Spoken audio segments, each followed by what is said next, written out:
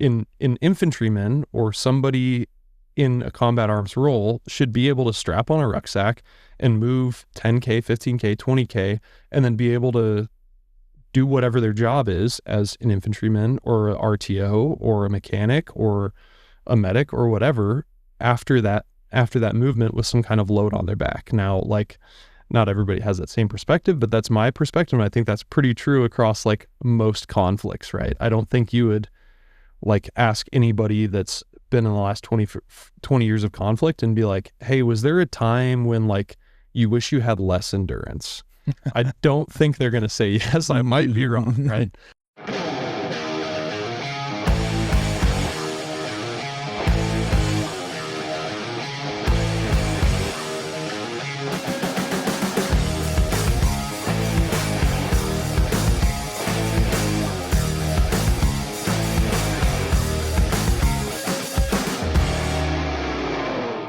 All right, this evening we're sitting here with Luke Ebeling. Luke, thanks for coming from the north side of Atlanta on down. Yeah, thanks for having me. You bet, man. Got a little traffic, but only an hour driving. Well, that's the only bad thing, because actually we've had a couple guests here ahead of you that's talked about coming into Atlanta and feeling like they had the need to pack and everything. So having lived here for a while, we're more comfortable. Everything's fine. It's not quite as bad as people picture it, but, you know. If you go to bad places, there's gonna be, you gotta know what to expect when you're in risky places. But if you stay out of risky places, I think just like anywhere, you'll be good to go. 100%. So you grew up in Colorado, born there, raised. Yeah, both my parents are from Illinois. They moved out after college because my dad predominantly has gone skiing there growing up, and he's like, hey, I want to be in Colorado, so did that, and that's where I was raised, just kind of at the foothills of the mountains just outside of Denver. It was great. It was awesome. Yeah. You did a lot of outdoor stuff. Yeah, quite a bit of climbing growing up. That was like the main thing that I did from, I don't know, 5th grade or something on. And then quite a bit of skiing growing up, and then trail running in college, coming back for the summers, and a little bit in high school too. What did you get into a club or something for the climbing, or what did you have? How'd you do? My mom taught at an athletic club, and they had a climbing wall in there, and she'd always put me in like the kids camp or the kids, they had like a daycare service there, and so she'd leave us there for an hour and a half while she's teaching. And finally I realized, I was like, hey, I can go down to the climbing wall and hang out down there, and I don't have to sit here with like kids and watch Rugrats or whatever. Yeah. So I just run downstairs and climb while she was teaching her class, and then we leave, and just fell in love with it from there. They started teaching about the rig and setup and everything, so you could go out and do it on your own. And yeah, I mean, for me, it was like the guys that worked there. This was in, I don't know, like before 2010, which is not like crazy long ago, but it was just very different. There weren't huge gyms. It was like you kind of had to know somebody to get into it and for them to teach you. And so I had a couple really, really great mentors that, that got me into it and helped. They took me outside and taught me how to, belay, and taught me how to build anchors, and, how to be safe and do risk management, do rope management, and all those different things. So that was really neat to have those mentors there to kind of, teach me the ways, so to speak, and give me some good ethic about it, I think. Rappelling never really was that. I mean, I'm afraid of heights. So rappelling, I felt comfortable because with all the gear and everything else, you got to rely on your equipment. I just don't feel the same way about climbing walls. I'm okay inside the building, don't get me wrong. But now if we're going up and you're going to tell me we're going to go up like 150 feet or even higher, no, not doing it. Me too. So do you like involve into like free climbing, or you just like leave it open and top open? To me, like I don't know. I'm kind of like, I would say I'm kind of more old school, yeah. But also I'm not like an amazing climber or anything. I've just been doing it for a while, and when I learned how to climb, and the guys that I learned how to climb from were like, that's the stupidest thing you could do. It's like, you can drive your car at 120 miles an hour with no seatbelt, but like, why would you? Yeah. Just throw the seatbelt on and still drive fast or slow down maybe a little bit. To me, it's like the same thing. So but it's crazy to see how climbing was like this kind of underground, different thing, like, maybe like yoga or like all the running even to some extent that have like gotten more mainstream over the years. Big time. Yeah. Yeah. And so it was just very different. And then the way that it exploded was all this like, the craziest stuff. Alex Honnold, free climb or whatever it is. Yeah. I mean, all of them are way, way more talented than me, but that's just my opinion. Is that why?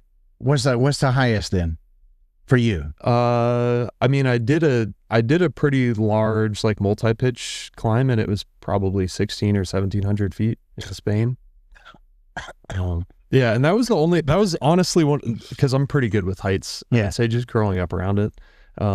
But that time I was a little, you're like, okay, everything looks like an ant from, you're on the top of a skyscraper and imagine being on the outside as opposed to being on the 4th or 5th floor. You're kind of like 4th, 5th floor, this isn't too bad, but way up there is got me a little bit wigged out, but great experience. And yeah, I since then just haven't been in a place where there's big walls to climb. So, well, especially growing up out there, you left there after high school and you ended up playing, I guess, a year of football. So what made you do that? Because I wanted to, when I read that about your bio and everything, it was like, wow, why 1 year? Yeah. I don't know. I was kind of at a turning point in my life. I mean, through the beginning of high school, I was kind of just like, messing around, not paying attention, not doing well in my classes. I had like a 1.9 GPA or something horrid, like barely passing. And realized as I was starting to look at college, like, hey, this is starting to become real life here. And so I need to do something to kind of instill some discipline in me. 'Cause I always had a strong willpower and, a desire to do my own thing and figure things out. But it wasn't ever really channeled through any kind of discipline, I don't think, until then. And then it was like, hey, I've got something that can discipline me and that I can work towards and, see if I can do it.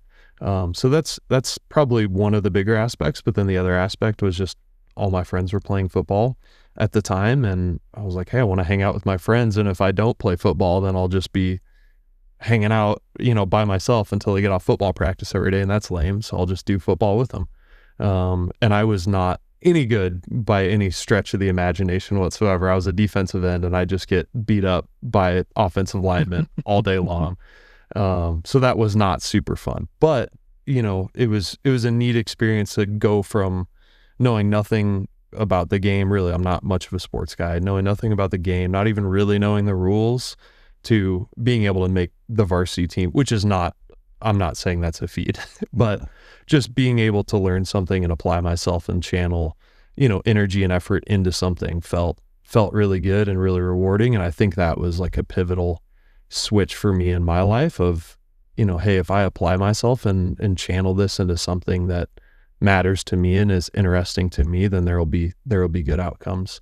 And so, yeah, I ended up graduating high school just fine and raised my GPA a little bit and then turned it around a little bit in college. Well, when I asked that, it was really too to see, was it more of just, oh, I want to go off with my friends and they were doing it kind of thing, or, hey, I just want to give it a shot. But I think you gave a lot better reasoning as to why you wanted to do it. You were seeking, some kind of discipline, some type of rules. And I think I find that in a lot of young people as well. They're looking for the same thing. When they run into a child or something, when they run into a very disciplinarian coach, that's in a sport, they don't shy away from that most of the time. They're looking for that, they're wanting that. So when you mentioned that, it was quite interesting, and it also allowed you, it sound like, to understand the importance of college, understand the importance of school, which you raise your GPA. If you have a really good mentor or coach in that setting, the whole purpose is to make an impact on the lives of young men or women, whichever the case may be. So you left there and you went to Montana State. So what made you leave Colorado and not go to any of the universities there, but instead go to Montana, which I love Montana, but I'm just asking, Yeah. I mean, like I said, I wasn't super focused on college. It wasn't, initially I wasn't sure what I was going to do. I thought I was going to do something in the ski industry or be a pro skier or something, but I was not very good at skiing at all. Not even it wouldn't even been the picture to be some kind of pro skier or anything like that. And after I gave that dream up, it was kind of like, I don't know what I'm going to do. Maybe I'll do the military thing, and was thinking about that for a while. And then had a mentor in my life that said, go enlist, be an officer, do whatever you want to do in the military. Is this the neighbor that went to Ranger, became a Ranger? No, this was a mentor who was in the Navy, who I met through the same athletic club that my mom taught at growing up. And another mentor that I'll mention was, I had one in football. He's one of our football coaches, and he I created a relationship with him over junior year, and he kind of was like, hey, you should come out and do football. And I think he could see that, like, this kid needs some discipline. This kid, maybe he's a good kid or has good intentions or good willpower, but he's channeling it in all the wrong directions. So that really helped. And, he was also tough enough to go head to head with me a couple times and tell me to shut up and run some hills. And, when I'm yelling at him, and like really give me that tough love and that discipline. But yeah, so this other mentor had told me, hey, just go to college first and then do whatever after that. And to me, it was like, okay, it seems like the war in the Middle East is not going anywhere anytime soon. So I'll knock out college, and then, I'll have that on the back end if I need it. If I want to be an officer in the military, maybe I can do that at that point. And so I didn't think too much about it, but I was like, okay, I'll go, I'll just go to college. Maybe I'll do ROTC, maybe I won't. But I don't really want to be in Colorado. And nothing wrong with, CU or CSU, where most of my friends went. And they're awesome places, and I would have loved to go there too, but I just wanted to see how I could kind of extend myself and do something different, be put out of my comfort zone. And so there was a friend that I had met at that same gym, and he was like, hey, I go to Montana State. It's awesome. And I was like, oh, cool. That sounds neat. And he likes it, so I'll apply there. So I applied there. We went up there and visited. I applied there, and that was it. I went there. So that was the only college I even applied to. I can't remember your stadium there. It seems like it's been on ESPN sometime. It's either Montana or Montana State. I don't remember which. Is it there's a lot of mountain scenery in the back? Oh, yeah. Yeah. Is it in Bozeman or? Mm-hmm. Yeah. Yep. Yeah, that's what I think it is. And it's usually comes on like, midnight, because they're 2 hours behind or whatever. So you're watching a football game at midnight, and I can just remember the main thing of just the Whitecap Mountains and everything in the background, because it's like November, cold as hell, and but it looks awesome. I wouldn't want to be necessarily on the field and all of that, because it's probably like 20 or 20 below, whatever. But at any rate, look cool. And so you ended up joining the ROTC there. So what made you end up going there? Again, another disciplinary opportunity here that you were looking at. So yeah, I had no clue. I mean, at this point, I really had no idea what I was like, oh, I'll be in the military. Beyond that, I don't know what I'm doing. And I was literally standing in line at the, at school registration when you're choosing your major. And I just like wrote business randomly and gave them the card and walked away. And pretty quickly realized that wasn't for me, but like I had no idea what I wanted to do. So I was like, why not do ROTC as well? And then I'm, like pushed into a track at least. And if I get to the end of that and I'm like, hey, I want to be an enlisted guy, then I can, not take my commission, go be an enlisted guy and serve out those years and then get out or keep going or whatever. So it was like, why not? And maybe it's an opportunity to pay for college. So I'll do that. And, seems like a decent opportunity. And it was, because we had a ton of, at least, from my perspective, we had a ton of studs at Montana State and in Bozeman.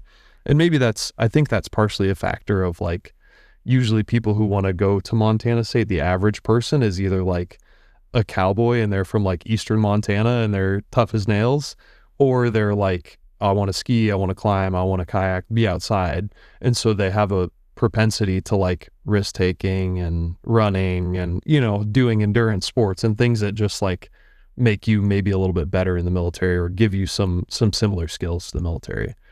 So that was awesome. And then it also tends to, from what I saw, and I understand why now, kind of on the other side of it, it tends to draw some really cool cadre, that are from like tier 1 units or from, regiment or whatever. And so we had a lot of those people that were there while I was there. And it seems to be a relatively competitive place to go, as I can imagine, going to get and hang out as a cadre for a couple years in Bozeman sounds pretty sweet.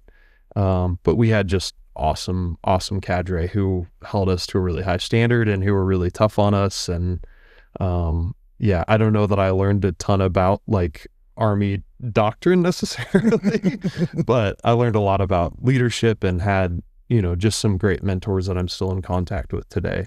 Yeah. From there. Did you guys end up doing some really cool stuff because it is a very active lifestyle location from the ROTC, or was it just your standard ROTC class? Standard, walking through the hills or around campus. And maybe this is standard, maybe it's substandard. I don't know.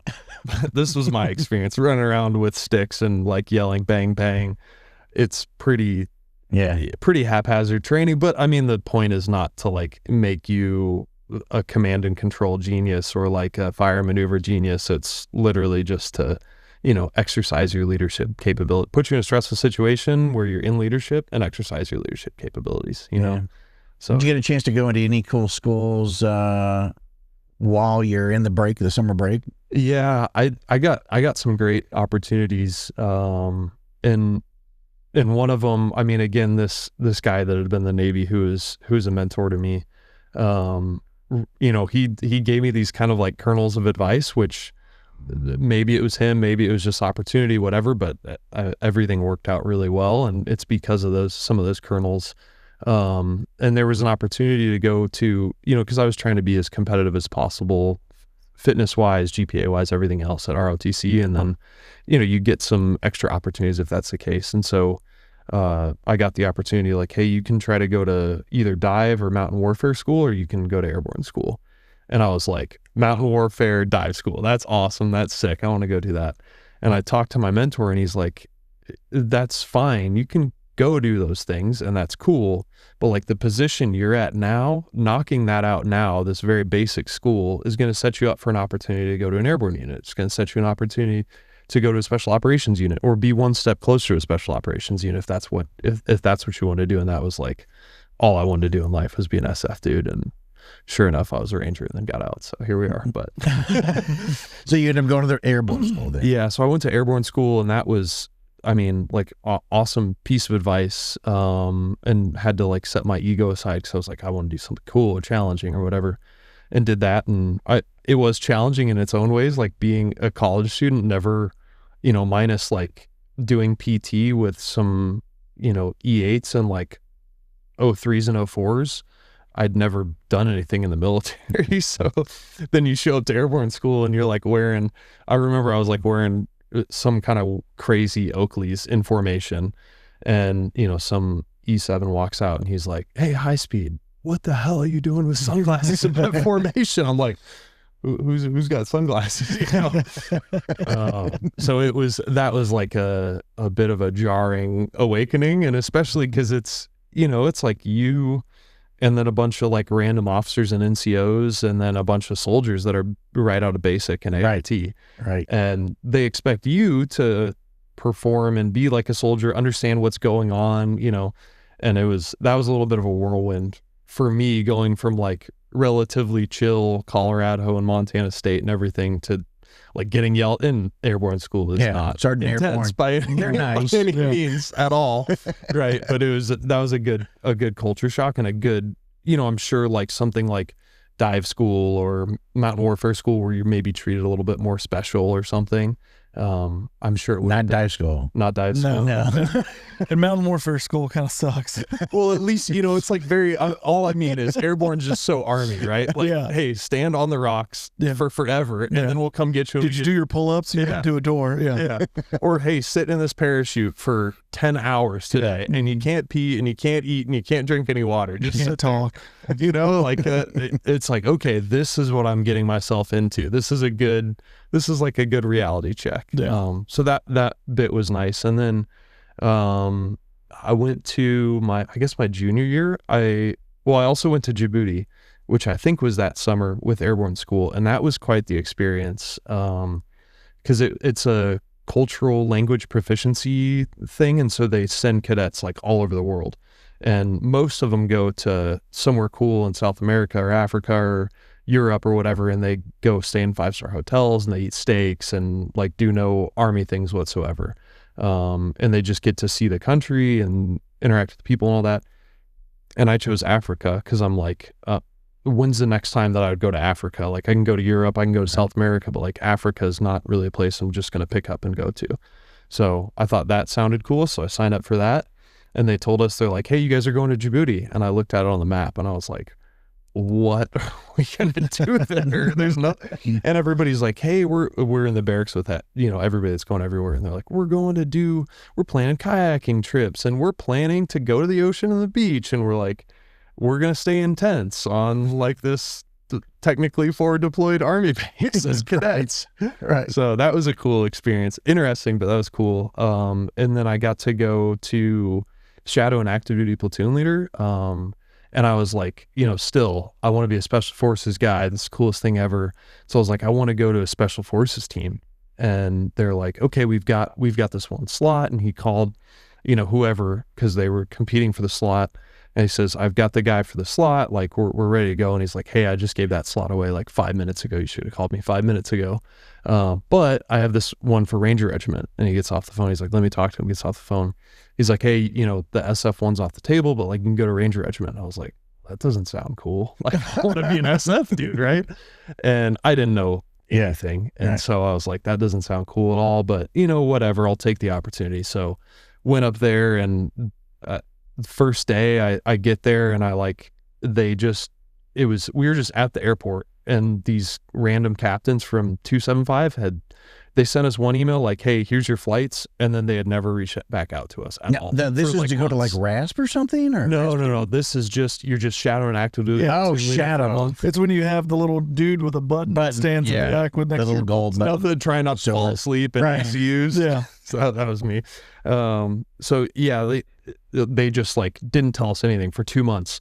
And we're at the airport, and we were just there, and I still hadn't been contacted by anybody, neither had any of these cadets. And I finally get this call, and he's like, hey, you guys at the airport? I'm like, yeah, I haven't heard from you in like 3 months. He's like, okay, we're outside, come outside. And that was about, you know, but rightfully so, like they're captains in 275 who probably have more important things to do than like pick up some random cadets on a weekend. Right. And I realize that now, but I was freaking out at the time. And then, so I walk in, they're like, hey, this is your platoon. And I just walk straight to the cages, and I like walk in one of the cages, and I'm like, hey, I'm Luke. I'm going to be hanging out with you guys. Like, so excited to be with you and learn what you're doing. This is like a 21-year-old cadet walking into like. And what year is this? This was like 2016 or 2017 or something like that. Yeah. And this platoon was about like, they were at the end of their cycle going through TFT. They were about to deploy, and they were about to go to Afghanistan, and had like a relatively kinetic really excited about you coming. And then I'm just there, right? And I have no perspective of the real world and what's going on for them. And so I like walk in, and they're on reverse cycle, and they're doing TFT, and they're just like puzzled by what is going on, because it's like a couple privates and a specialist or whatever. And the squad leader walks in. He's like, hey, who's this in the cage? And then you guys can probably put together, you know, what goes on from there. It's like, you learned what getting balled up was pretty quick. Kind of learn the boundaries, and maybe this isn't a place you just go shake hands and say what's up to everybody. So yeah, it was a lot of, and then my other like core memory from that is we're going out to 160th is flying us to the X to go do this hit on this 3-4 story prison complex island they have out there. And they give me like the jaws of life, and they, you know, I've never had MVGs on in my life, or a radio or Peltors or anything. And they just give me all this shit, and we get on the bird, and I'm tapping the guy next to me. I'm like, how do I use MVGs? And he's like, just get them focused, dude. Like, figure it out. Nobody taught me how to use them. I'm like sitting there in the back of the bird, you know, focused on the stars. And I'm like, okay, the stars are pretty clear. We're good to go. And then it's, you know, they lip land, and I run out, and I trip immediately, and I've got 100 pounds of stuff on my back, and the RTO trips over me, and the PL trips over me, and I'm laying there, and they're like, get up, you know, like giving me some choice words, rightfully so. and I'm just trying to get out of the way, and I've still got ACUs on, honest to God, and they're like yelling at me, and I finally just take a knee, and I'm just standing there. I don't know what's going on. I can't see anything, and there was some PJs attached in there on the radio, and they're like, you know, where the F are the jaws of life? We need the jaws of life down here now. And I'm like, is that me? Is that me? I don't know where here is. I don't know where I am. I don't know what's going on. And so I just held the squat, and the night ended. But that was about my experience. But I learned a lot. I didn't learn anything about the Army, right? But I learned a lot about leadership and how to present yourself and how to take care of things. And that same squad leader that walked in, you know, it was just like Rangers being Rangers, and being around that was very impactful. In this, like, I went and worked out with the squad leader, and we were on the treadmills, and we got off the treadmills, and I like started to walk away, and he's like, well, what are you doing? I was like, walking away. Like, are we going to do the rest of the workout? And he's like, you didn't wipe this thing down. I was like, okay, sorry. He's like, hey, like, first rule, we take care of our stuff. Like, Rangers are going to take care of their stuff always, right? That's like one of the first rules. That's like a pretty core tenet, right? And I'm sure he said it in a more eloquent way, but that really stuck with me. It's like, these dudes are here to, you know, like, you don't see that in a gym. Some dude like making sure everything's wiped down and perfect, and like, especially a dude that's a squad leader and has like a little more clout and power. So that was just really impactful, and seeing the way these guys carried themselves, seeing the amount of training that happened, seeing the amount of discipline, and how it was like, hey, I need this done, and 2 seconds later everything was done, you know. So that was pretty wild. But also the PL told me, he's like, this is the worst possible experience for you, because you're going to go be like a PL in whatever branch, in wherever, at some regular Army unit, and you're going to look at these NCOs, and you're going to be like, what world am I in? How do I make sense of, like, you know, random NCOs at some random unit to regiment NCOs? And obviously you got great NCOs anywhere, but the overall standard, I would say, is just a little bit different. So that's why they have a selection, because they get to select the best, you know. So I totally, and they grow them up there as well. Yeah. So totally understand that. So you go back to Bozeman, and then you get commissioned and everything. You decide to go all the way, and you majored in English, though, right? Yeah, I work in tech now, and I told my boss that recently. I was like, yeah, I was an English major from Montana State, and she's like, oh gosh. Oh my goodness. I was going to ask, why English? Like, how are you here? I don't know. I just liked it. And at that point I was a little bit more like switched into the military thing. And I was like, hey, I'm going to do ROTC, and I'll either enlist or be an officer. And then I'll do that till it's like not cool or fun, or so like get a degree. Yeah. Yeah. So I'll just get a degree and then figure out the rest later, which is exactly what happened. But I loved English. I loved literature. I loved my literature classes, and was exposed to a lot of, like, you know, obviously in a liberal arts degree, like coming from a conservative religious household to being in like a liberal arts, you know, degree was just very different. It was a cool experience to just get to understand literature and how people see different things and narratives. And that was really impactful, and being impacted by, you know, leadership that was in a completely different sphere of anything that I'd seen, right? Like some of these teachers that have, you know, understanding and grace, and are working with you on different things and things like that. And especially like in my math classes, that needed a lot of grace. I told my boss this too. I was like, the hardest course I ever did in college for math was college algebra, and I got a B. I think I got a B or a B plus. And I'd never been prouder of myself in my life. Like that was one of the hardest things I ever done in my life, I swear to God. So yeah, it was just, I don't know where I was going with that, but yeah, it was impactful to be there and do that. And it was just totally different from anything I'd experienced before. And it was interesting to me, and I love theory. I love critical theory. And so that was just a cool path to take while I was in school, and it worked out somehow, which thank goodness. But yeah. How do they determine your branch? Yeah. It's based off OML, like the order merit list, which is a culmination of, you know, your GPA, your scores at your camp that you do between your junior and senior year, extra schools you've done, your PT score, what your cadre say about you, where you rank in the class, all this stuff. And so they spit out some kind of national OML, and then you make a decision to say like, hey, my first choice is X, my second choice is Y, and so on and so forth all the way down. And then, here's my choices of where I want to be stationed from 1 to Z. You figure out what you want all those to be, and then based off of where the OML falls and things like that, you then get your choice. And when I was at regiment, I was like, they're like, just be an infantry dude. Like you're fit, you're tall, like you'll probably be okay. Like if you're fit and you're tall, you'll probably be okay, right? Like you make it through Ranger School, you'll be fine. And I was like, no, that just doesn't sound good to me. Like, I don't want to do that. I want to do EOD. That sounds cool. Like I want to be an EOD guy. And so that's the train I was on. And they were like, I mean, you do what you want with your life, but like maybe just, and my cadre were saying the same thing, like maybe just choose a combat arms branch, or like just, we think you'll fit in there a little bit better, or like things will make sense to you a little bit more, or you're like, you have more of a propensity towards those things. And I was like, whatever, I honestly, now I wouldn't trade how it came out for the world at all. I would have still never chosen infantry in the first place. And the funny reason, like the main reason why I didn't choose infantry, honest to God, is because Ranger School sounded terrible. I was like, I don't want to not sleep and shit in a hole. And like, that sounds horrible. That sounds like the worst thing I can imagine. I don't want to do that.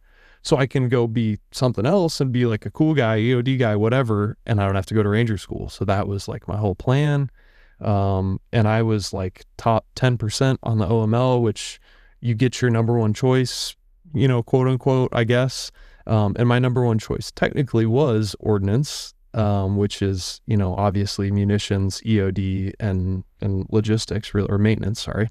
So it's a logistics branch, which I knew nothing about. All I knew was, I want to be an EOD guy. So I got ordnance, no EOD, and I went out. It was on my birthday too, which was a good point. But they like give you your little branch crest, and I went out in the parking lot. I threw it as far as I could, and I was like, man, my life sucks. This is awful. And honestly, I had like a pretty poor attitude from that point forward until I got to my platoon, which is, pretty sad to say, but my general attitude towards the military was like, this kind of sucks. I'm not where I want to be necessarily. My second choice was aviation. And I was like, I literally could have been, maybe they wouldn't have picked me, or maybe I wouldn't have made the school or whatever, but I was like, I could literally be, like a pilot, and yeah. I'm doing this. And it's not like one thing is better than the other or anything like that, but it's just aligned with like where I wanted to be. And that was totally different. And I went to ordnance, basic officer course, and I learned a lot. But that was also, and first thing I like walked in, I was like, hey, can I go to EOD? And they're like, no, nobody's going to EOD. Like, you're getting what you're getting, and don't throw a fit. Don't come ask us anything else. And so I was like, man, this is the path. And I don't know what this stuff is. I don't know anything about logistics. This sounds super boring and uninteresting. And they're talking about fuelers and supply chains and all this stuff. And I'm like, what did I do? And not that like it's not important and it's not great, because it is. And I thought it was great. I loved it, actually. But it's just not where I thought I was going to be, or what I thought I was going to be doing. So it was, that was a little bit disorienting, but definitely had a bad attitude from, for a little bit there. Did you find anything different when you arrived? Because I think your first assignment was in Alaska. So when you got there, did you start feeling like you're getting more in the groove? And you're in the outdoor area once again, and you can explore and, do all the things that you loved in Montana and Colorado. Yeah. that was like the hidden beauty in it was I then got to go to Alaska, and I got to be in 425, which, like, I don't think, maybe not, but I don't think there would have been a path to the Ranger Regiment from like random, CSSB in Fort Stewart, right? No. Like, with no Ranger tab, what are you going to do? Like, hey, I promise I'm like a fast runner. You guys should give me a shot. I can make it through Ranger. So they're going to be like, dude, we don't know anybody down there. You don't have a Ranger tab. Like, sorry, bud.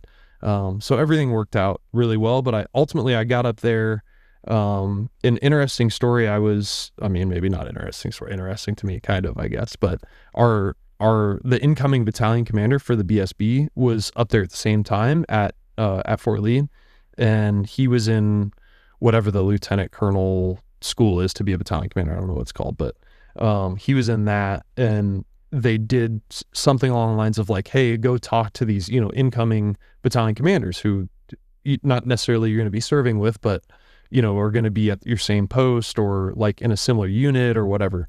And sure enough, like my orders were for 425, 725 BSB, and he was the incoming BSB commander. And so he gives kind of a spiel, and then afterwards he's like, and you're coming to work for me. So like, you're coming to talk to me for 10 minutes after this. And, we talked for a couple minutes. I was pretty intimidated, and he's like, hey, he gave me his phone number. He's like, what are you doing this weekend? Let's go get coffee. Cause he's, his family was still in Florida or Tampa or wherever at that point. Because it was just a quick TDY for him. And so we went out and got coffee and breakfast, that weekend, and awesome. He's a full-bird colonel, and I believe he's 101st now, a brigade commander. He's just awesome. He had a big special operations environment, history growing up in group and then in SOCOM, like throughout his career. And I think, a bit of time in JSOC as well. So like he had, a lot of time in different special operations units. And I think he really saw the value of that. So I got one, like, okay, I'm getting somebody that's common sense and, is focused on what I think are the right things or what I would hope are the right things. And somebody that's, been through kind of the gamut of different stuff. But then also I'm like knowing somebody when I come up there, which is cool. So that was really neat. And got up there, and he put me into the fuel and water platoon as soon as I got there.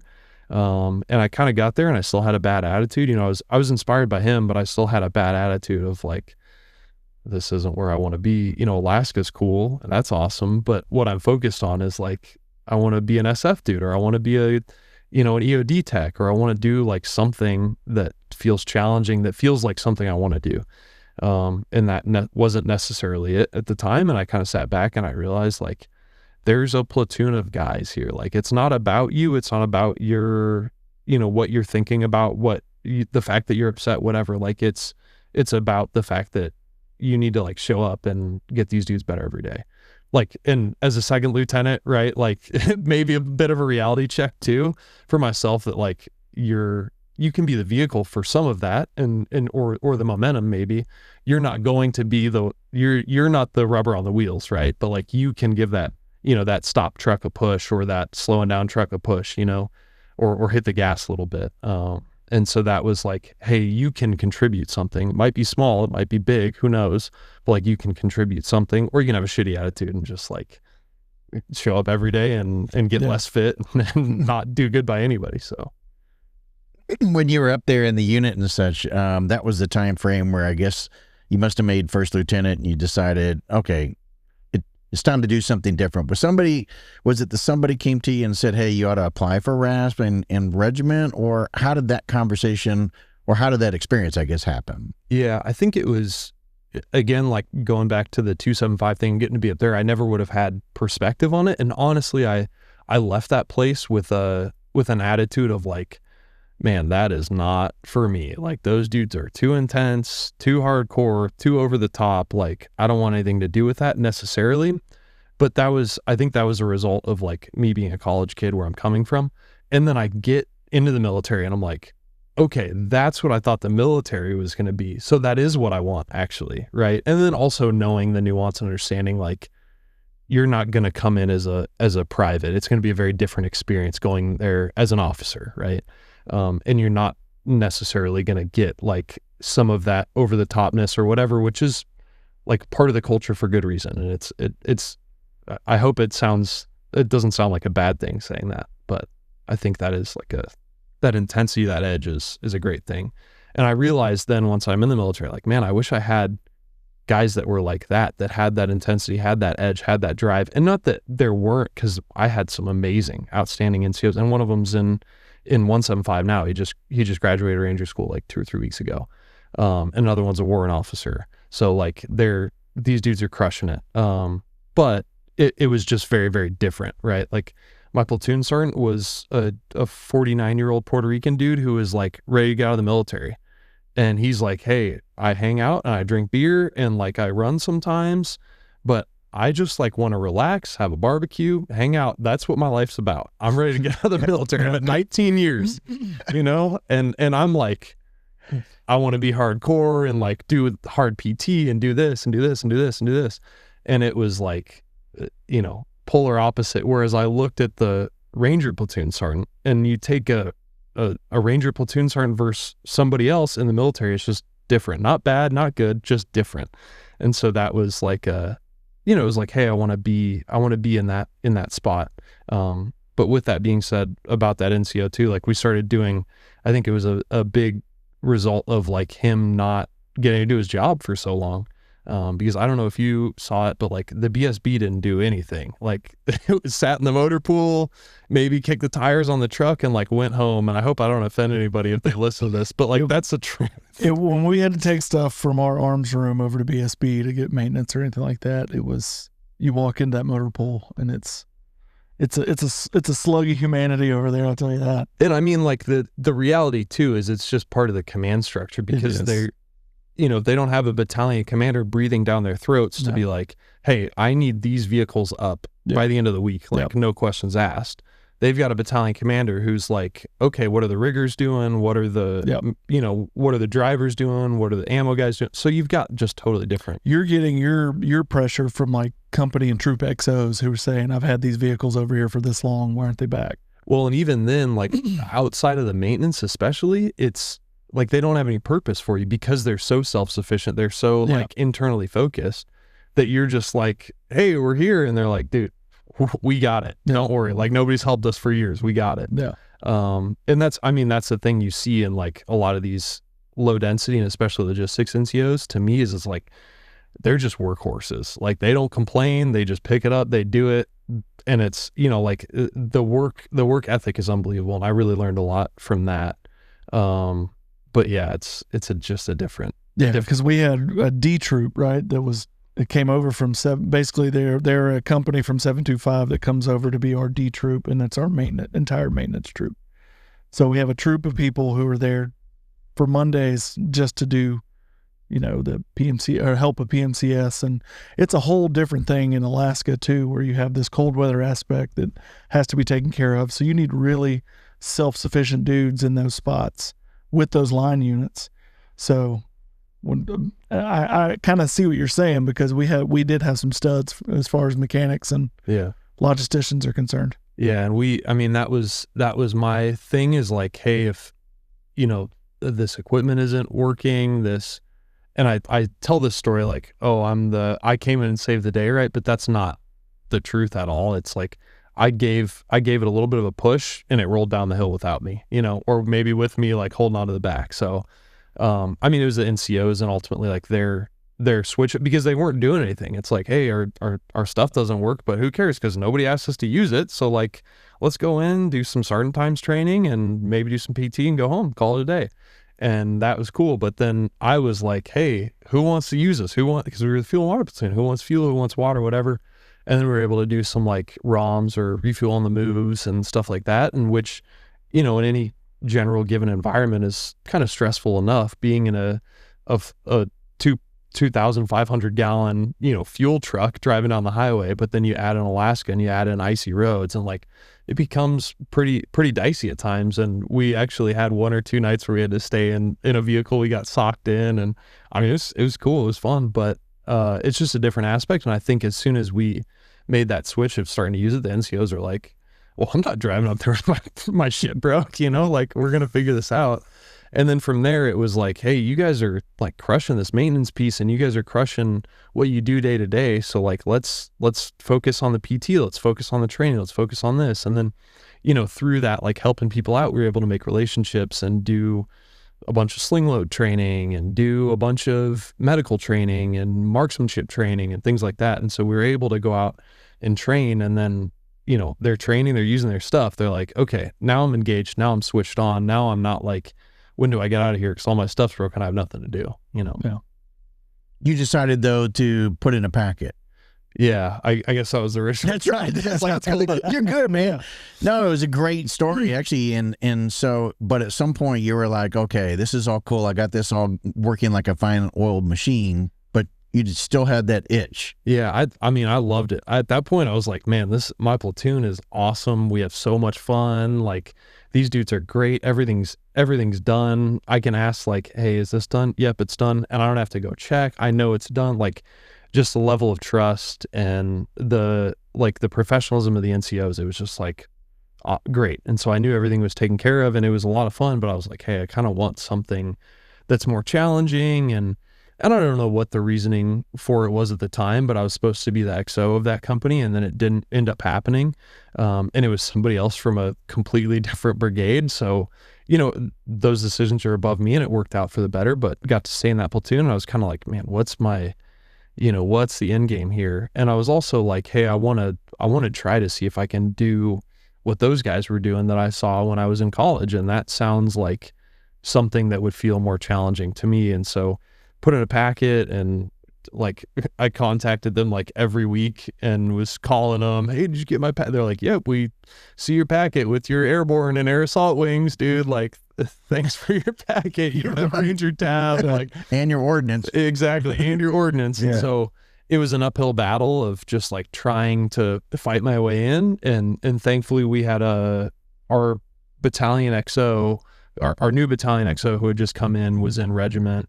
It did some time in JSOC and whatnot. And so obviously he was very well connected. And, I don't know how it happened, if they saw my packet or he put in a good word, but ultimately he put in a good word for me. And then it was like, hey, maybe we'll give you a shot. And so, no Ranger tab, went to RASP, did RASP with no Ranger tab, got hired on to go to the RLOC. So like the Regimental Logistics Operation Cell or Center.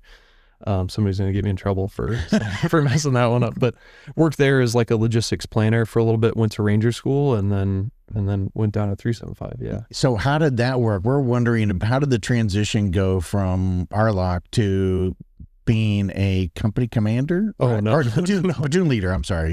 Yeah, I was a platoon leader for like 3 weeks and I was the XO for most of my time there. Okay. So, but as an ordnance, or did you switch branch? Yeah, as ordnance. And that was the other thing that I didn't fully understand. And I hit up this PL who I'd been with at 275 and I was like, hey, I want to come to Ranger Regiment. Can I come to Ranger Regiment somehow? And he's like, yeah, I'll give you this dude's phone number.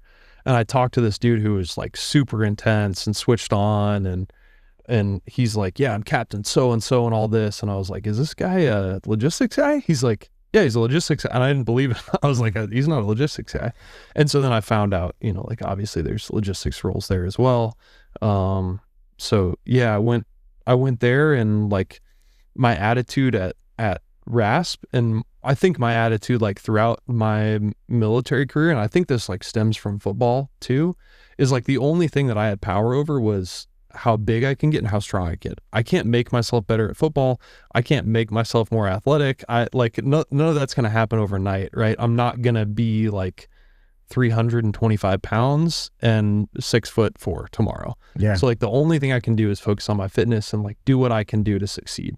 And that was like kind of my attitude through the military, is like, that's one known that I have, like one unknown that's kind of checked off, and I can just continue to perpetually try to get better at that. And so went to RASP, and I think like my intention was like to perform so well that they're like, you're going to go to Ranger School and you're going to be fine. We're not worried about it. As opposed to them being like, you sure you can make it to Ranger School? And sitting in the chair being like, man, I hope so, Sergeant Major. So yeah, I like just continued the fitness wise. And so went to the RLOC with no Ranger tab, but still was just like trying to perform in whatever way that I could. And obviously fitness is a huge thing in the regiment. And I think some people were like, hey, you're pretty fit for a dude without a Ranger tab, a logistics officer, like not saying a crazy amount, but like somewhat fit. And so then it was like, we'll get you to Ranger School and then we're going to try to get you down to 375. And so my boss at the RLOC was really like a big proponent of that and really helped me out and gave me kind of got me up to bat to be able to take that opportunity. So went to Ranger School, and then after that went down to 375. But the big caveat in between there was I came back from RASP, and my girlfriend, now wife, she was like, hey, I've got something to tell you. I was like, maybe you wrecked your car, maybe you've, got like a outstanding loan. What's the deal? And she's like, oh, I'm 12 weeks pregnant. And I was like, oh my God. And I was just like, that wasn't where my mind was at all. I was like, I'm going to be a Ranger. And I had just gotten, and she had figured out during board week. And what's funny is like my roommate, who was the RSTB and is now the regimental maintenance warrant, he was just about to have a kid, and they were like, his wife was at the same place that Hannah was in pregnancy. And he's like, man, I'm so excited and all that. And I'm like, I can't imagine, dude. I can't imagine having a kid right now. And sure enough, I get back, and Hannah's like, so we're having a kid right now. So that was definitely a catalyst for a lot of change. But I showed up and I was like, hey, I'm ready to go to Ranger School, and I'm having a kid in like 3 months. So can you send me now? So hopefully I don't recycle.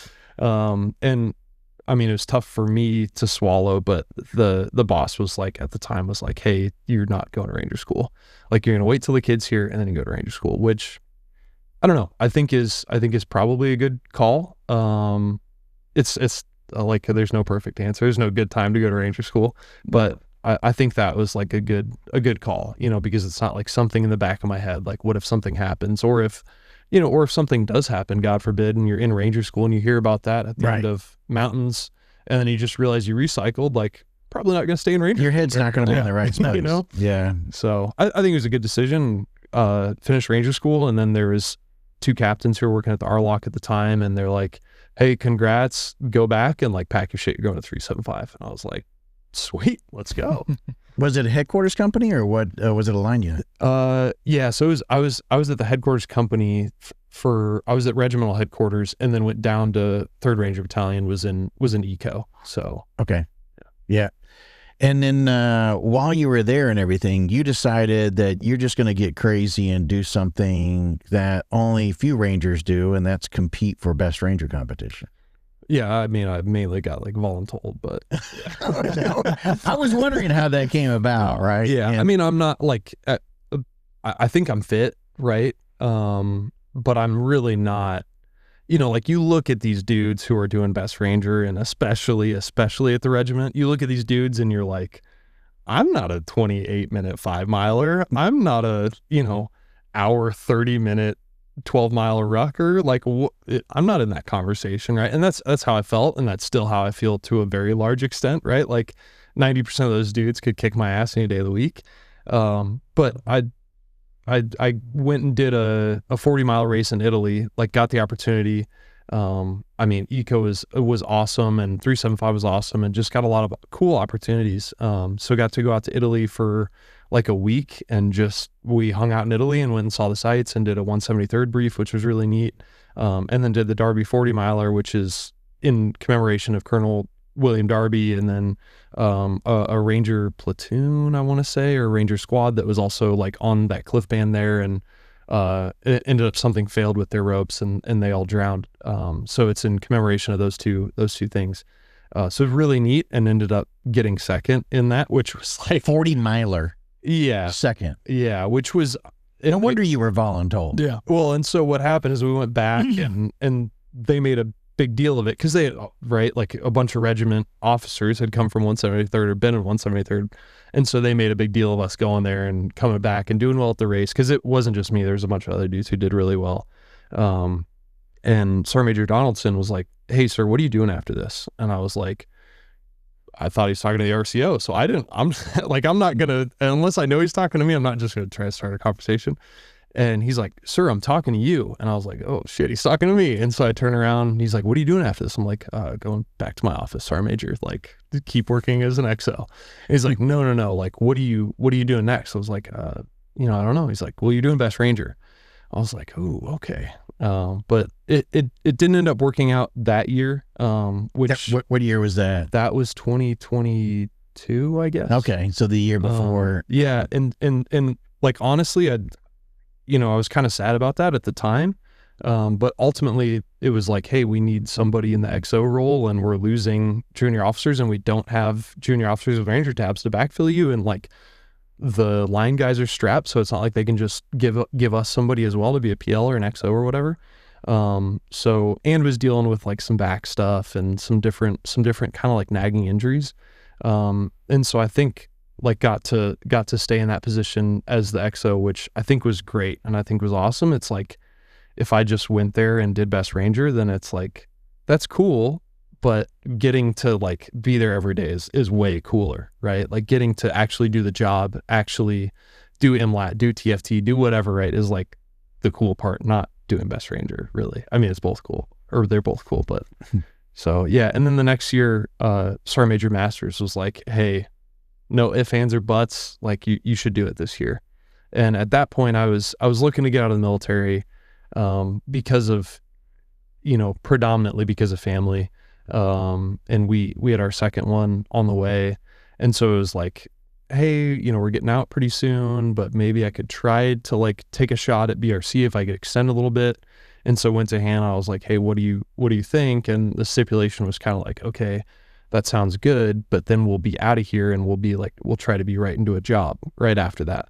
And that was kind of the initial plan. And so that's what we went forward with and extended 6 more months to get to do BRC, which was so cool. And like, it's, just one of those situations. It's like opportunity meets like a continual preparation. So what would take us through what you guys typically are doing? I mean, what is the preparation for Best Ranger competition? I think sometimes people hear about that. We certainly shared the stuff on social media. We go down there sometimes they give us, their MCOE is very kind to give us media passes and everything where we can mingle amongst you guys. And actually, I may have been there that year. You were in 23, yeah.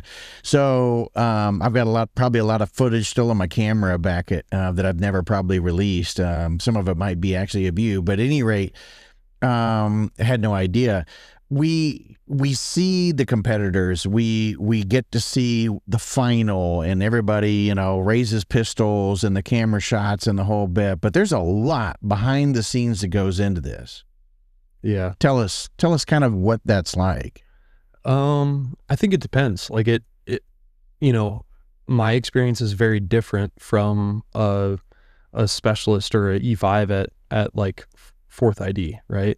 I think there's a lot of like vastly differing experiences for preparing for BRC, and I think the large majority of guys don't have a lot of insight. They don't have a lot of like opportunity or ability to prepare, really, whether it's due to op tempo or their job or whatever else. So did the regiment make it a point for you to like have blocked out time for training? Oh yeah, it's your only job. And so that's like, for how long? I mean, how long do you for I might be wrong here, but like 2 months, 2.5 months. Okay. They don't like losing their own competition. Actually, so I was thinking it was longer. Maybe it's a little bit more. So it's whatever. It's from like January to April. Okay. Mid in January to April. Okay, for back like in the 3 months ish. Yeah, back in the day when we'd have guys that were competing, like over in Germany, they'd compete for like Boselager and stuff like that when it was going on. It would be a full-time job. I mean, they got actually plucked out of the unit, and that's all they did was train for that year round. My assumption was that's what you were doing. But yeah, that's what the regiment does, and that's what to be honest, like people would say, and I'm biased, but people would say, like, to get into the politics of BRC, people would say like, oh, if the regiment didn't do the same preparation, or they were RIs, right, and they had that same schedule of walking or whatever, right, like they wouldn't be winning every year. But the reality is like, I think you take anybody from the regiment and give them like some resources, and they're going to go all the way because they know what's like, that's just the mindset and the culture and everything else. So I think there's like plenty of other units that are good and have opportunity to win it. But my opinion would be that like regiment will probably, knock on wood, but probably will continue to hold the title, just because it's like now everybody's catching up to that.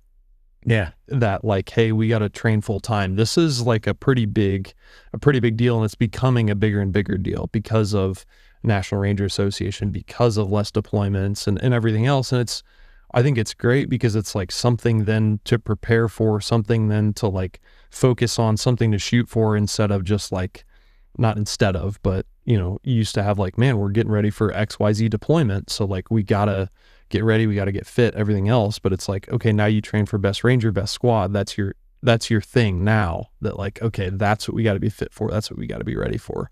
Yeah. And then that translates very well to combat fitness. I would say, I don't know, but I would say, right? No, I think a lot of the stuff that actually goes on within Best Ranger is a great example of how to prepare for battle set, and stuff like that in terms of physical fitness and what probably you're doing that even leads up to that in certain muscle groups and such. But, also each year Best Ranger, they keep trying to move it a little bit because they have people who kept repeating and winning it. So it's like, well, okay, we're going to have to change this role. You can only win it X times.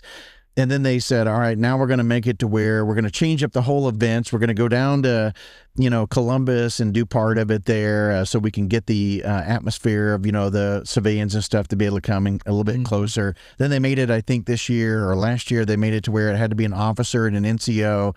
So they keep trying to change this up because people are catching on and they want it to be a little bit of you don't know what's coming kind of thing in a sense, so that you'll be a little bit unprepared for some of these events. But I think, too, I've got a buddy who leads at the Warrior Training Center and leads a lot of the people there that go through it and to compete.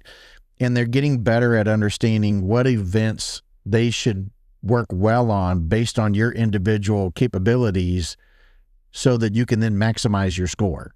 So sooner or later, they're going to change that aspect of it, too. We both know that, Luke. So, yeah, I think, like, I don't know. I feel like I'll give my opinion on like the BRC stuff, and you guys can cut it out if you want to, but like, because it's totally up to you. I feel like this is like some BRC politics, but to me, it's like, who cares what the competition is? Who cares if it's like, put a ruck on your back, carry a rubber duck, and see who can go the furthest in 3 days. I don't care if it's, who can, like, it, as long as it's somewhat applicable, drop them off in the woods in Dahlonega and make them navigate around and do different events, or just navigate around for 3 days. And, you have your start point, your end point, and then you get points in between that. Like, it could be mostly shooting. It could be, it could be any plethora of things, as long as it's physical and as long as it tests like the human willpower, the teamwork, and hopefully, ideally, like some combat skills, be it shooting or medical or whatever else. And you could argue that those are like there to a varying degree, but it's with what they have, like they're doing the best job of testing all those things, right? And so the competition could be whatever it is. And whoever, in my opinion, whoever is the top team or the top teams are still going to do well, whether it's regiment or 82nd or, I guess 82nd doesn't do very well. BRC, I'm just going to be honest. But like RTB or whatever, right? If you just put them to a task that's difficult, that takes 2 people, then it's going to be the same thing. Don't feel uncomfortable with what you're saying. Yeah. No, because it's a fact of it's a fact that people that have done things before, somebody else does it. It was harder when they did it, and it's easier when somebody else does it. Yeah, and I mean, some of those things are true too, right? Like, some of those things are true in the fact that when some other people went to Ranger School, they got 1 MRE a day. I got 2 MREs a day, and I thought I was still going to die. So like, it was harder back then. If I got 1 MRE, like, it would have been a lot worse time for me. Who was it that you ended up competing with? Who was your partner? Yeah, I mean, really, like, when people say like, oh, you won BRC, it was like, I was along for the ride. My partner won BRC that weekend, like, honestly. But it was a cool experience. It was JT Rain, who was a specialist from 275. How did they partner you guys up? I got super lucky, and that was about it. No, I'm just kidding. Yeah, so I got partnered up with JT, and they, it's there used to be the theory of you put, super fit dude with super technical dude, and they'll be able to balance each other out. Well, the competition really has gotten, and these are some of the arguments, the competition has gotten very physical, which I think is a good thing. And I think as long as you still test the other stuff, make it as physical as possible. I mean, make it so dudes are quitting and stop. Like, there was dudes that were shedding tears before we started the night rope march. And that fired me up. I was like, let's go. Somebody's shedding tears because they have to do this shit. Like, get me on the road. Let's go. But yeah, so the theory now is like, you get them as close as you can physically, which the thing was, and I came into the BRC train up thinking and seeing the numbers from years prior, like, I'm not on this level. I'm going to be lucky if I compete. And I didn't know that, first of all, I didn't know being on like a regimented training plan, how much better I could get in a short bit of time, one, but then two, I also didn't really know what I was capable of to a large extent. But then I think like, there wasn't these crazy physical specimens, because in some years previous and behind us, there's been dudes that are, like could run me into the ground on just about anything physical fitness wise. But that's not all of what the competition is. And you need to have a certain level of that to do well in the competition, but you don't need to be like a 27-minute 5-miler to win the competition. So I got kind of unlucky enough to be the second fittest one by like a pretty large margin, because JT did his ruck in like an hour 28, a 12-mile ruck march. And I was like an hour 40 or an hour 42 or something like that, or an hour 38, I don't know, somewhere in there. And I was like, that's the coolest thing I've ever done. That was like awesome. And he's like, yeah, I got done 15 minutes ago.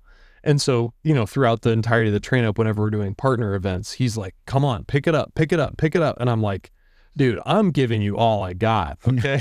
And we had a couple moments where I'm like, hey, shut the F up. Right. And he's like, sorry, sir. Because that's just how he is a little bit too. So he's like, sorry, sir, you're right. I'm like, yeah, shut up. Don't tell me to go faster ever again. So you guys then tried to maximize. Well, I think I saw this even in what my buddy did. I think they trained together, maybe with partners or in teams and stuff. And then they started moving. Yeah, they started flipping people around based on like, this team looks like it could really work together well. This team looks like it would work together better based on, like you said, the strengths and weaknesses of each individual. Yeah, I think it's tough, right? Because it's like you put, I don't know, maybe I'm totally off base on this, but like you put two Rangers in a room and you're like, hey, you guys are working together now against the rest of the Army, figure it out. They're going to become friends pretty quick, even if they hate each other. Yeah. But like you get two guys in 425 or I don't know, like wherever, right? And you throw them in a room and you're like, all right, you're going against the rest of the Army. And they're like, I can't stand this guy. Like I'm going against 82nd. I was just there 2 years ago. It's just a different, in my mind, and I might be wrong here, but it's just it's a little bit different perspective. And so it's like, there was times where we yelled and shouted at each other and screamed at each other and almost went to blows. Like I did the mortar sight wrong and he pulled it off and he's like, sir, what in the hell is this? Like, I thought I was going to get smoked, honest to God, by a specialist. He was pissed and we were just about to go to blows. And but it's like, you just figure it out. You hold each other accountable. You're both there to win. It doesn't matter about me or him or anything else. It matters about winning for the regiment. Was there any moments of accountability from you towards him? Because it sounds like you're being really humble about it, but sometimes. But like, I mean, he's better at land nav than me. He's better at shooting than me by a long shot. Especially now, he's better at shooting than me. But he's like better at medical. He's better at anything, right? He's a Ranger specialist. That's his job. Like, especially where he was at that time, it's like, do the 10 level skills as fast and as efficiently as possible. Like, that is his job, plain and simple. My job, hey, let's resource as many ranges as we can. Let's resource training at other times. Let's resource NCOs that can come out and teach us how to shoot. That was my lane, was like, hey, let's resource the shit out of this so we can like have a really good experience and go the extra mile. And you're going to teach me everything along the way. And a good bit of the load's going to be on you to do X, Y, and Z. But there was some moments, like we got on the night road march and I think it was a nutrition issue and he started struggling. He's like the best ruck marcher in the Army. And he's like, I can't do it. And he's talking out of his head. And I'm like, hey, give me a rifle. Let's go. And so it's like, there's moments that you don't expect, especially in that competition. I think that's a really neat thing, that one of you is high and one of you is low, because you're not, and that's the issue, right? With saying like, oh, you guys seem that you could work together. Well, that's on their best day when they're competing against each other and competing against everybody else. But when you like really put them in a dark place and they're on, they've done 40 or 50 miles with a ruck on their back, then what really happens? Then what really kicks in? Then, what are you doing to pick your partner up? And so there's a lot of those moments where the same thing on the vehicle ID thing, I'm like, you're wrong. That's not that tank. And he's like, nope. The whole time I've been the tank guy and you can't remember anything to save your life. And I'm like, no, it is, so there's different moments where you don't expect to kind of pick each other up. And I think that's the beauty of the competition. I think that's also was the beauty of like being with a Ranger specialist, is like, I don't have to worry as much about some of the 10 level stuff because I know he's got it, and I can keep this head of like, okay, what's happening next? How are we getting ready for the next thing? And I think that dynamic was really effective. How long was he in the Army before he trained PRC? 2 years. 2 years. I was gonna say. Yeah, we literally graduated Ranger School together, the same class, which is kind of wild. So we went to CERT together, and then we went to Ranger School together. And there's like, I pulled out our picture the other day and sent him a picture because we're like 2 or 3 heads away from each other. Damn near real Ranger buddies. Yeah, exactly.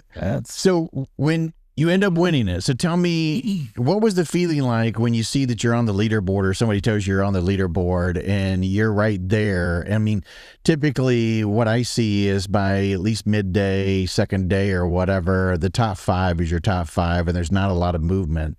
Maybe between 1 and 2 or 1 through 3, but it's pretty damn solid by that time frame. Yeah, I mean, I think, and that's like goes back to you have very different levels of training and readiness throughout it, and there's a lot of people, and absolutely no fault to them. I think it's amazing that they show up. There's a lot of people that are just out there to say like, I did BRC. Yeah. And that's just, God bless them if they make it to day 2 and right? Or even cross the end. Well, it's funny too, because you're doing competitors week and you're nitpicking every little thing right in front of the command sergeant major and making sure, it's like you're strategizing from day 1 of team, or day 1 of like instruction week or whatever it's called, to like the end of the competition. And there's other guys that are sitting back there like, man, I don't have to work at XYZ place this week. This is cool. I get to ruck march around and I get some free Oakley glasses. Like, and that's just what some people are there for. So, and that's totally fine. I think that's changing, but it's totally fine. But there's only, I would say, like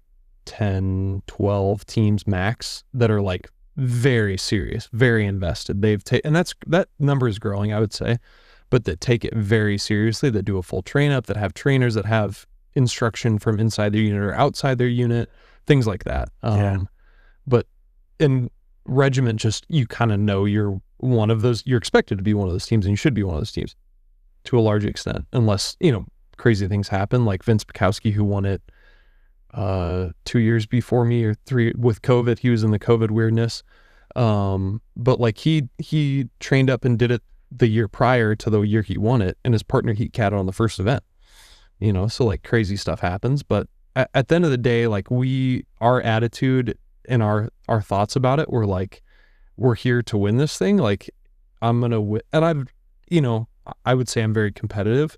I'm not really good enough at enough things to be like that competitive, to be honest, whether it's climbing or skiing or running or whatever. It's like, if I go out to a local 5K and I win the local 5K, like, I feel pretty good about myself. But then I see Vince Bukowski's, 5K on Strava, and it's like 7 minutes faster than mine or something. And then I feel pretty bad about myself. But, it was like every edge that we can get, like, and that's how I felt, was like, I need to take this as seriously as possible. And because I had the impression that like I wasn't even going to make a team due to my fitness level, and then I was with this kid who's just like an absolute freak of nature, who's good at absolutely everything, and it's like, okay, time to capitalize it on this opportunity. Like, if I'm here, I'm going to either win it, or like, you're going to have to pull me off. So that was my attitude, and that's how we prepped with everything. And a lot of that was help from, and the regiment has this unique ability to, like, Mike Rose was in our battalion, who's won it 3 times, right? And is like part of the reason they say that you can't do it after you've won it before. So that's like an awesome opportunity to talk to him and gain insight. But it was like everything I could possibly do. I was watching, live streams and videos back from like the 80s on it, just trying to like understand and wrap my mind around as much of it as possible. And it was like all I thought about. I woke up at 5 a.m. or whatever, ate something, went to work, did it, or went into the train up, did a workout. We did whatever training was on the bucket for the day, and then went and did some shooting, or did some stake stuff on our own, or did some more running, and then ran on the weekends, dry fired in the evenings, like dry fired in the afternoons on the weekends, shot on the weekends. Like, it fully encompassing. And so it was like, we knew we had to be in a certain area, you know, and it's like things worked out for us well too. It's not like we were so prepared, there was no other way but winning it. But like things worked out for us, and we got lucky in some ways. And did you find out while you were in the run or before that event, or when was it that when you crossed the line, when was it you found out you just won this thing? Yeah, I mean, when did you feel pretty good that you're going to win? I mean, to be honest, I was keeping, they give you like kind of a notebook, or at least for our year, they give us a notebook. And so you've got every event and the task condition standards. You don't necessarily have things about scores or whatever else, but you can kind of do the math in your head a little bit, some rough beer math to say like, I'm guessing that's a pretty high weighted event, or I'm guessing that's a pretty low weighted event due to it took 5 seconds, or it's not a serious event, or it's like, you know, that's the night road march. So, you know, it's pretty serious. And then you know where you fall in those things. And so you can think based off of like, okay, last standings that were published, I was in XYZ place. And so you can think like, we bombed this event, but we were still like top 25%, I think. We bombed this event, or we absolutely crushed this one. We know we were first in this one. And everybody that's out there that's competitive as well has coaches, has friends, whatever, that are like, hey, team XYZ, I was watching them and they were 30 seconds slower than you guys on XYZ lane. Like everybody's out there, you know, with that information. So you have a little bit of like, okay, if I know if I beat this team, well, we probably got XYZ play. So we're kind of doing the math in our head, but you know, our attitude, and I think it's maybe a little contrarian to some people who do the competition, our attitude was 100% every single event. I don't care if it's the first event, last event, whatever. And even like somebody came up to me after we won the first event and like ran probably harder than we maybe should have, and won it. And usually the advice is like, hey, don't win the first event, just be kind of in like top 5, top 7. So you're like in kind of the front leading pack, you know, who's fast, you know, who's not so fast. And then you can kind of go from there. And we were just like blew it out of the water because we got excited and we were ready to go for it. What was the first event? It was like a 7.5 or 8 mile buddy run. So you run out in kit and then you run back in kit with like a 60, or I think it was a 60-pound sandbag, or maybe 80, but I think it was 60. And so yeah, we got kind of in trouble for this, but we got to the finish line first, and it's not the time you finish, it's about the place you finish. So we sat there with the sandbag on our shoulders, and, you know, we're like taking a bite to eat and whatever. And everybody's like cheering for us because this had just opened up, and we just stop at the finish line, don't even cross the finish line. They're like, get across the finish line. What are you doing? You know, on the 4th RTB, or like the RTB Sergeant Major, it's like, get across the finish line. And we're like, no, sorry, no. And which ended up kind of biting us in the ass a little bit later in the competition. But regardless, yeah, we like kind of went all out on that one. And that was the attitude. It was like, go 100% on every single event. So there's no, like, if we do it, we do it. If we don't, hey, we gave it our best shot, you know. But I would have hated to say like, oh, I lost by a little bit or whatever happened, but I know I gave 50% on this, and this event, so I could give 110% on these events. So that was our attitude. But I think like we thought we boggled night land nav, which I actually had since found out we got second, which was kind of a surprise to me, to be honest. But we thought we boggled night land nav because we were like, we had to do 10 or 12K pretty much across the entire land nav course from one point to the next.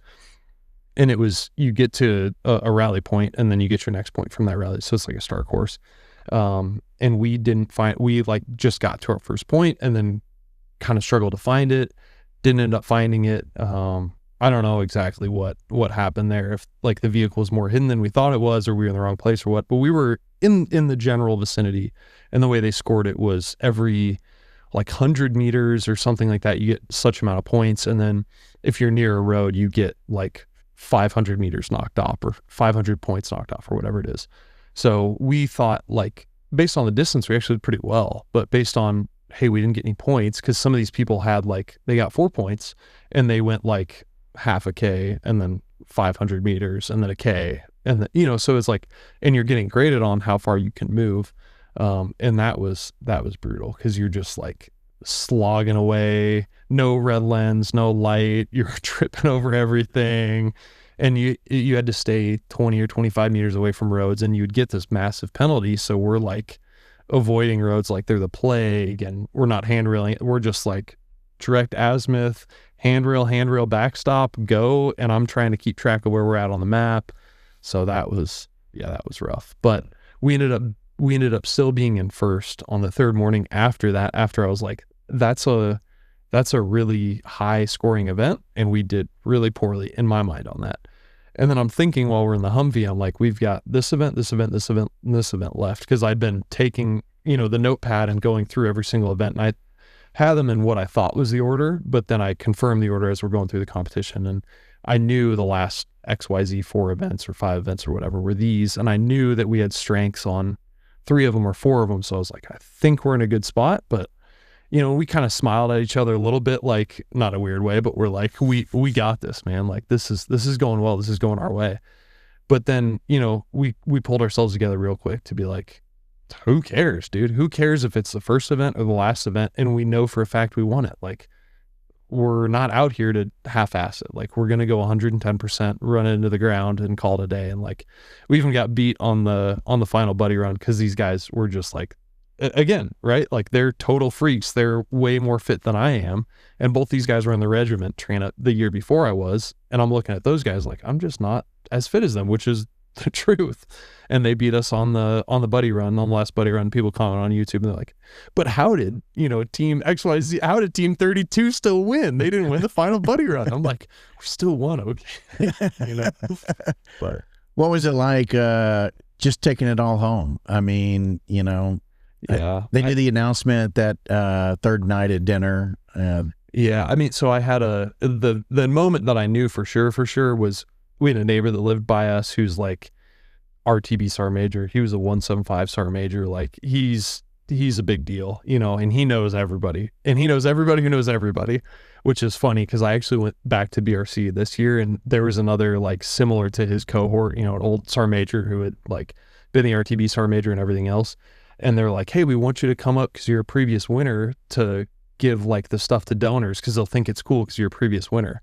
And I swear to God, every dude that comes up there is a prior NCO, and they're like giving this dude a big bear hug, and they're like, hey, Sergeant Major, what's going on? And then they look at me and they're like, who are you? And I'm like, yeah, why'd you guys put me up here? Nobody knows who I am. I know who this guy is. But regardless, he came up to me and he's like, you guys got it in the bag. Like, you guys won.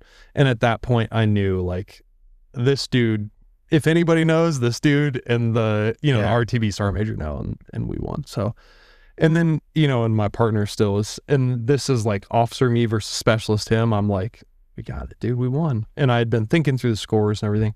And he's sitting next to me even up to dinner, and he's like, did we win? Maybe we messed up this. Did we win? And I'm like, dude, we're good. We're good. Stop freaking me out. But yeah, I mean, it was cool. Like, we got to sit next to the RCO and the RSM, and like got to sit next to my family, and yeah, it was a cool experience. And it's much larger than me, right? Like, if I had won a 5K, or if I had won a marathon, or I had won the Peachtree 10K, which will never happen in my life, right? Like, it wouldn't be a big deal. It would be a big deal, but it wouldn't be as big of a deal as winning something like that, because you're representing something much bigger than yourself, and you've done it with somebody else. So it's like this totally unique experience of getting to represent something so much bigger than yourself. And then you have people that are like, that understand the importance of it, or reach out to you or whatever, that are like, this was amazing. Your performance, you made us so proud. I went to Ranger School in 1964, like whatever, right? And you're like, how do you even know who I am? And so that was like the coolest aspect to me. And then and that's like, I've talked to some guys, like some regiment teams, or the last 2 years anyway I have, and they're probably like, what is this guy saying? But I was like, it's much bigger than yourself. Like, I hope you guys realize that, because I think that's the reality of competing, and especially winning that event from any unit, is like, it's a much bigger deal than I realize. And my sister, actually, she messaged me afterwards. She like called me, and she's the next day, and she's like, hey, like, you should have told me you're going to win that thing. Like, we would have come down and watched you. We just didn't know it was a big deal. And my parents were like, this is kind of like, we were rolling there. My dad was giving me a ride, and we were like, he's been a cop for 35 years or something.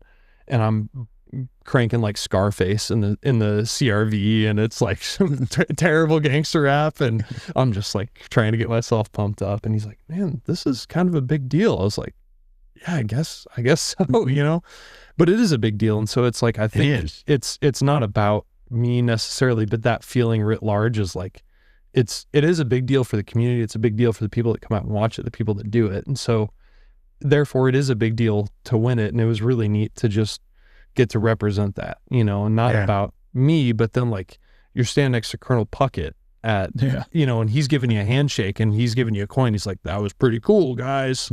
Like, okay, Colonel Puckett, you know, I was just out here for 3 days and like ran with a rucksack on my back. I don't know what the big deal is. But yeah, it's cool. And the biggest thing that's cool to me is like the amount of people that put stock in us, right? Like he's a first sergeant up at 275 now, but he was the RASP NCOIC, and he's like, he came up to us, we were doing PT one day, and he's like, hey, this is the winning team right here. You guys are going to win BRC. Like, I know it for a fact. And just that faith and that vote of confidence. And then he's out there running the obstacle course next to us. And then we had NCOs that were like, one of them was in the S3 shop, and he's in an E8. He's an E8 now. He's an E7 position, working an E8 position, and just like having a bad time in 3753 shop, and would come out most afternoons and teach us how to shoot, right? Like, Lord knows he's not going back and like, all right, see ya, I taught those dudes how to shoot. He's like going back and doing 3 more hours of work because he was out there at the range with us for 3 hours. So that was like the cool thing to me, is you realize how many people put stake in you, and you're like, you've got this engine behind you, right? That doesn't know you, but they're believing in the organization and putting that stock into you. Then you end up like Muhammad Ali, leaving on a high. Because then you separate out of the army. Yeah. I also think it would be, it's like, I think it would be so weird to still be in the army, you know, like you win BRC.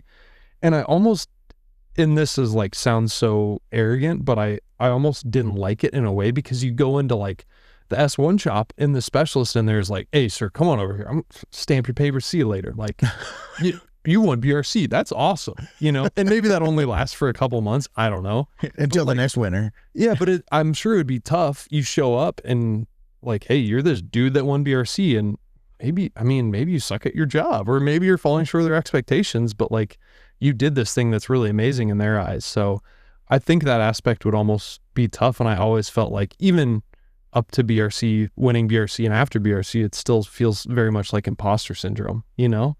Like, what did I do that I did a 3-day tough competition, right? Like, compared to these people that have Medal of Honor, Silver Stars. Like, you walk in regimental headquarters and you look, and on the left wall, if I remember right, you've got all the Bronze Stars for Valor. On the right side, you've got all the Silver Stars for Valor. Like, that's pretty cool. And you can go up there and point at 10 or 15 names that are senior NCOs in the organization still. Like, that's pretty cool. And they could rip you apart on PT. Like, pretty wild. So, you know, what did I do for winning a 3-day competition? But yeah, it was definitely a high note. And so going out on that high note, it was like, it's tough. It's my dream. It's what I always wanted to do, is like, not necessarily be a ranger, but do something that was difficult, do something that pushed me.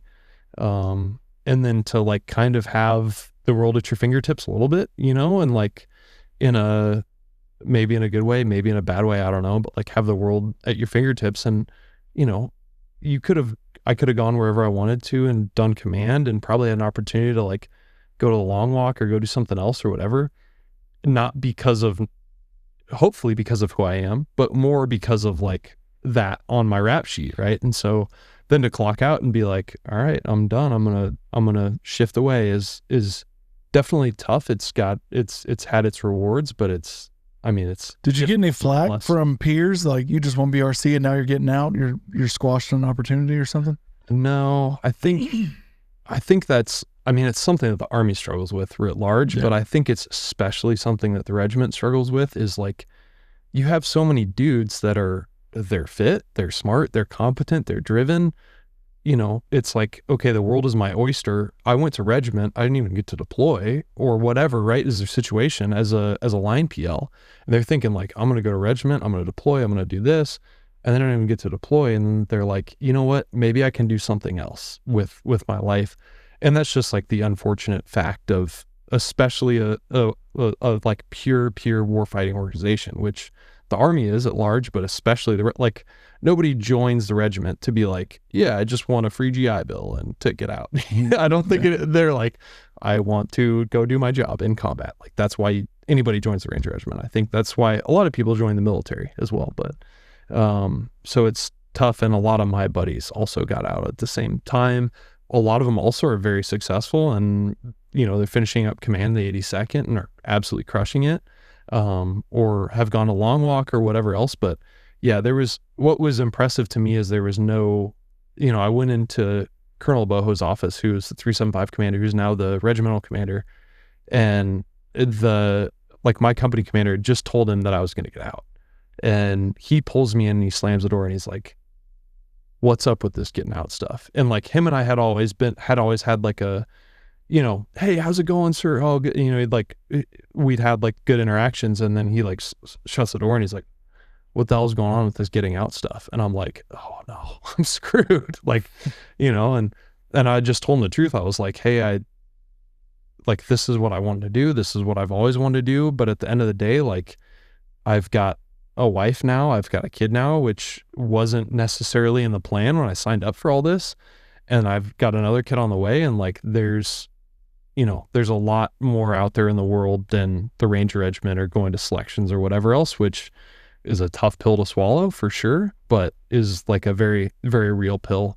And I think everybody's different, but in my situation, it was like, you could go down that road, but it's probably going to lead to like an unhappy marriage at the least, but more than likely probably a divorce, maybe not seeing your kids that often, right, is like the reality there, like we were talking about at the beginning of this. Or get out, make more money, have a very relaxed work-life balance, do something maybe you find rewarding, maybe you don't, but like do something else, and then the world's your oyster. So it was like, hey, long story short, told him, yeah, I'm getting out, and this is why. It's because of family. And he's like, you know what? I totally understand that. And like, you've got my support. Like, just, continue to give the regiment what you can while you're here. And then when you move on, like, the rest of your life is. And I think that's what the regiment does a great job with. And I actually talked to Colonel Kiersey, who was at the RCO at the time. And I was like, hey, what do I say? Cause you have people coming up to you asking you, what's next? Where are you going to go? What, interviews, stuff like that. I'm like, what should I say? And he's like, say going back to work, and then you don't have to mention it. Or if you want to mention it, go ahead and mention it. Like, very supportive. He did BRC with his brother, which is cool. I didn't know until I did BRC and he told me that story. And then his brother got out, like right after that, got out of the military. So I think he was very understanding of that. All the leaders I interacted with were very understanding of that. And same thing with Colonel Porter when I was all the way back at the BSB. It was like, the world is your oyster. You can do what you want. I want you to be successful, to be happy, to be a good leader. And if that means going to the Ranger Regiment, if that means going to selection, if that means going to Ranger School, do it. And same thing, I think, with Colonel Boho and Colonel Kiersey, my peers, my company commander at the time was like, hey, if you want to be successful at something else, like, go chase it, go do that. If this is what's best for you and your family. And like, very understanding leadership, which was awesome. And they ended up giving me, like, I had my terminal leave, and then I took my paternity leave. And so I had, all encompassing really like 5 months to just figure my life out and what was next.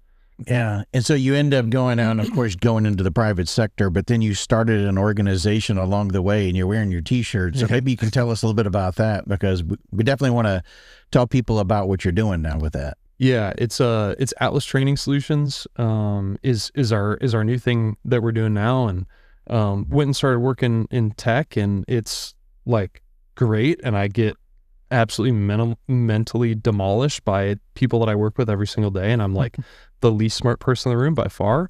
But it's also not crazy rewarding, just as most civilian jobs are not, if we're being honest. And so I was like, hey, I've got all this knowledge from the BRC train up, from like what I've done cause like BRC was never on my radar. And then that, like a cadre member from ROTC was like, hey, you should try to do BRC. Like, you could do it. You could do really well too. And again, it wasn't even on my radar. And he said that. And I think that notion of like having somebody believe in you and have somebody like, be like, you can do it, you can take this next step is so huge, and goes kind of throughout my story, I think. But yeah, so I wanted to like give back in some fashion. And so I had started working for Cronus Fit, which is a nonprofit organization that does fitness coaching, owned by some Rangers, awesome guys. And I was working there with an SF dude who's an E7 currently at the 18 Alpha course, instructs the 18 Alpha course. And we just kind of like had a friendship there, just like talking on Signal, or, calls back and forth about like what was going on at Cronus, or like how we saw fitness or whatever else. And then we kind of just were like, hey, we could do this on our own. We could do it a little bit differently, not anything bad, but we could just do it differently.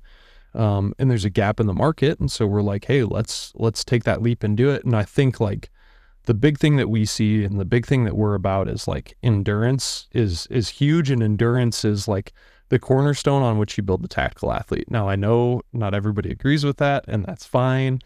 But the reality is like in infantrymen, or somebody in a combat arms role, should be able to strap on a rucksack and move 10K, 15K, 20K, and then be able to do whatever their job is as an infantryman or a RTO or a mechanic or a medic or whatever after that movement with some kind of load on their back. Now, like, not everybody has that same perspective, but that's my perspective. And I think that's pretty true across like most conflicts, right? I don't think you would like ask anybody that's been in the last 20 years of conflict and be like, hey, was there a time when like you wish you had less endurance? I don't think they're going to say yes. I might be wrong, right?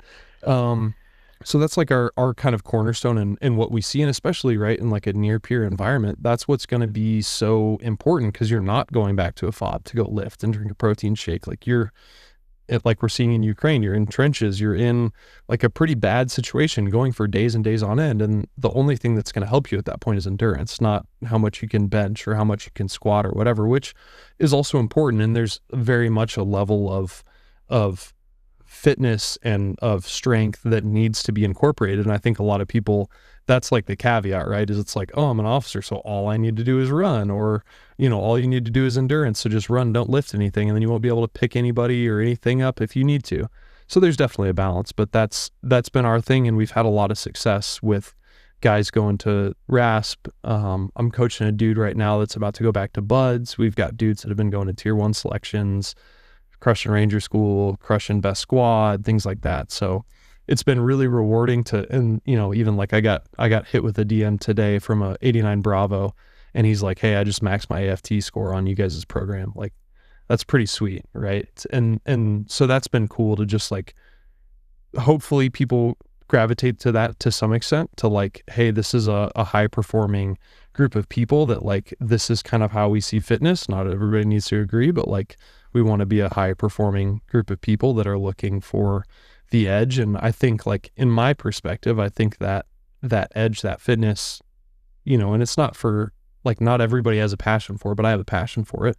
And I think it gives a lot to your life. And in other areas, it also takes a lot from your life in terms of time and eating and everything else, right? But like it gives a lot to your life. And so, and two, it's also a way for me to like stay engaged, keep some kind of edge, right? Because nobody at my job expects me to like run a 5 mile in under 40 minutes. Right. Nobody cares if I can. So yeah, it's just it's a good way to like keep the edge and give back a little bit. And so we try to like make everything that we can as affordable as possible, and do stuff that is good and that works and that helps people, and especially like, is not over the top, is not like a bunch of really hard, challenging workouts. Like, there are challenging workouts, but building a lot of base, a lot of endurance, a lot of strength endurance, like, and then being able to be strong enough to do whatever you need to do, and also have the requisite work capacity to carry out those things. How can they find out more about signing up, find you guys and everything else? Social media, website, Yeah, Atlas Training Solutions on Instagram, or like, we haven't paid the $20 a month or whatever to Google, so it's like Atlas Training Solutions 36@gmail.com. But yeah, if you find us on Instagram and DM us or whatever, we've got tons of pre-made programs. We do a subscription model that we have been trying to pour a lot into, and we think is really neat, and is like, I mean, less than a Red Bull a week at the shopette, and then you get, you know, a program that's dialed for you, and maybe you're a squad leader and you want your guys to do it too. Like, I love how you said sweet. a Red Bull a week. Yeah. That's a great way of describing it, right?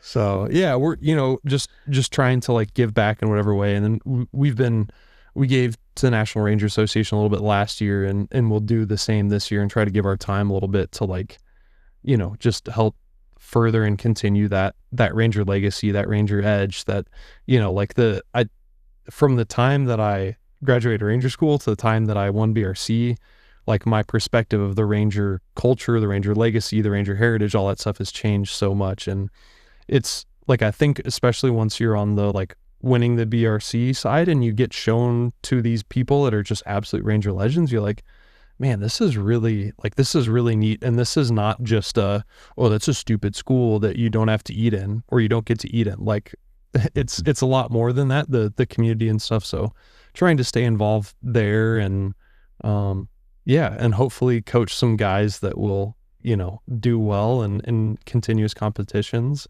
Yeah, just support it whatever we can. But we always love when we hear guys that are getting off active duty, and I think it's an important factor too when you do, to give back to the community that you love or that you left. Sense of service, those types of things, because it really helps you feel connected. You're going to miss it when you get out if you don't do something like that, quite honestly. At least that's what I've kind of run into for most guys. So I appreciate you doing that, because you have that knowledge, and so by giving it back, you're just going to help pull somebody else forward. Look, appreciate you coming in, brother, and sharing your time, telling your journey and story. I hope people do get in contact with you guys. Reach out to your Instagram page. Obviously, we'll put all that within our links and the show notes, and give you lots of shout outs and everything on Instagram and our social media.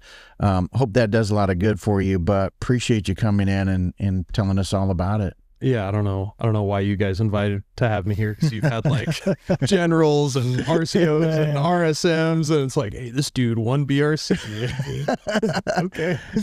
No, Thanks for having me. Yeah. A great story, and no, we really appreciate it, man. Thanks, man.